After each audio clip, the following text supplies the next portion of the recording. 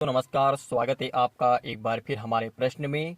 आज आपके सामने हम चौथे नंबर का प्रश्न लेकर आए हैं और यह जो प्रश्न है पूरा प्रश्न प्रतिशत पर आधारित है।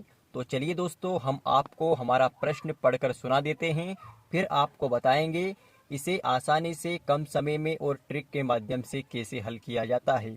केवल 2 या 3 स्टेप में इसका उत्तर आ जाएगा। तो दोस्तों, हम हमारा प्रश्न पढ़ते हैं।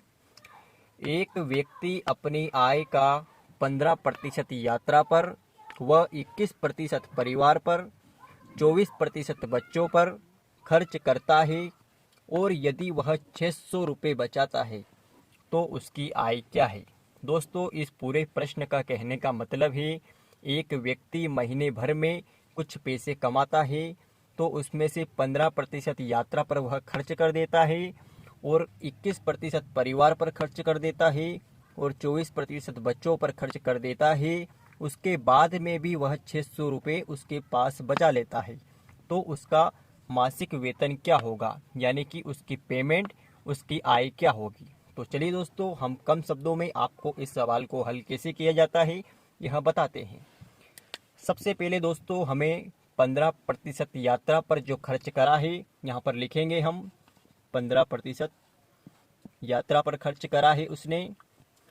21% परिवार पर खर्च किया है तो 21% परिवार पर खर्च किया है, यहाँ लिख लेते हैं। 24% अपने बच्चों पर वह खर्च करता है तो 24% हम यहाँ पर लिख लेते हैं। उसके बाद में वह 600 रुपये बचा लेता है, 600 रुपये बचा लेता है। तो दोस्तों, हम क्या करेंगे, सबसे पहले उसने जितना भी खर्च किया है, जितने प्रतिशत खर्च किया है उसे जोड़ लेते हैं कि यह कितने प्रतिशत है। तो दोस्तों जोड़ते हैं, 5 और 1 6, 6 और 4 10, 10 की 0, हाथ आया 1, 1 और 1 2, 2 से 3 4, 5 और 6 यानी कि 60।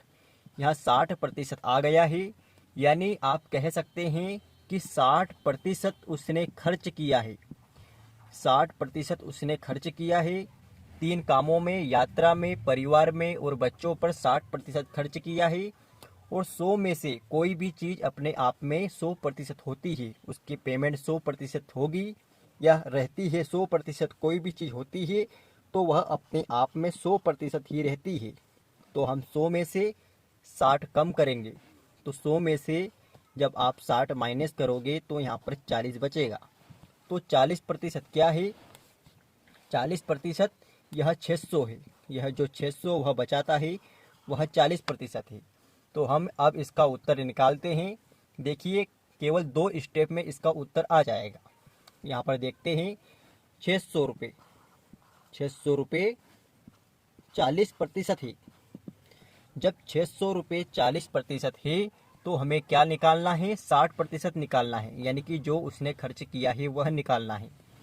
तो यहाँ पर हम देखते हैं 40% 600 रुपये हैं। अब बचे कितने, 20, तो 20 यहाँ लिख लेते हैं हम, यानी 40 का आधा कर देते हैं, यह कर दिया। अब 600 का भी आधा करेंगे क्योंकि हमें 20% चाहिए। 600 का आधा करेंगे 300 आएगा।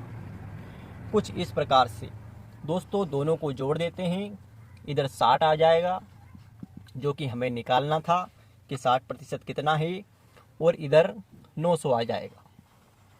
यानी यहाँ पर आप कह सकते हो कि 960% है जो वह खर्च करता है। 900 रुपये महीने का खर्च करता है तो 900 हम यहाँ पर लिख लेते हैं। 900 वह खर्च करता है और यहाँ पर 600 रुपये वह बचाता है। 600 रुपये यहाँ पर लिख लेते हैं। जो 900 है दोस्तों, यह जो 900 है यह कितने प्रतिशत है, 60% है। और यह जो 600 रुपये हैं यह 40% है। इसका मिला के 100 आना चाहिए, 0 का 0 और इधर 10 यानी कि 100%।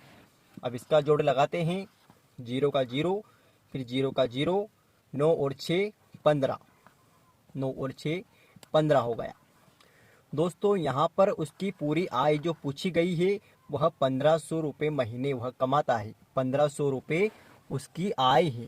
दोस्तों यह इस प्रश्न में पूछा गया था क्योंकि दोस्तों 900 रुपये जो कि 60% है हमने यहाँ पर निकाल लिया है, और जो 40% है वह 600 रुपये है, जो कि पहले वह बचाता था। तो इस प्रकार उसकी जो पेमेंट है, उसकी आय है 1500 रुपये होगी।